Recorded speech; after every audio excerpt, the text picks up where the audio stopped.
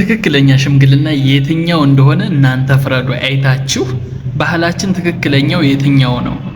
አሁን ይሄ ማሳያችሁ ነው ወይስ ይሄኛው ፍርዱን ለእናንተ ተውትና በሀገራችን የሽምግልና ስርዓት እጅግ በጣም እየተበከለ ሁሉ ነገር አልቆ ሰርግ የሚመስሉ ሽምግልናዎች ናቸው እየተካሄዱ ያሉት እና በጣም ነው የሚገርመው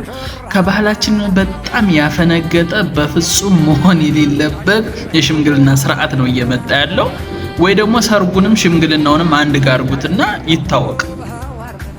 ከዛ ውጪ ግን በዚህ ልክ አበባ ቤት ተከራይቶ ምን ብሎ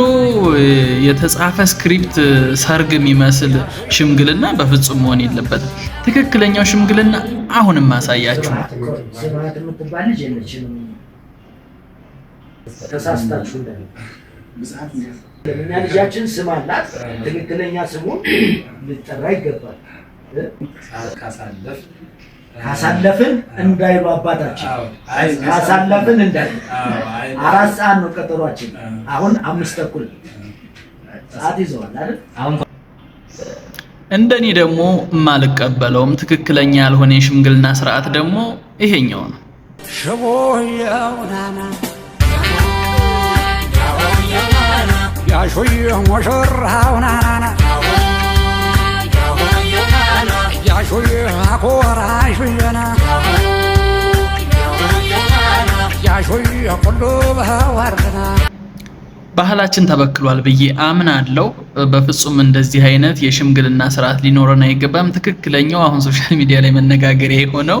የኚህ አባት ቁጣና በማርፈዳቸው ብቻ ራሱ ስማቸው የልጅቷን ስም ባለማወቃቸው በጣም ተቆጥተው ይሄ ነው ሽምግልና ትክክለኛው ስርዓት ይሄ ነው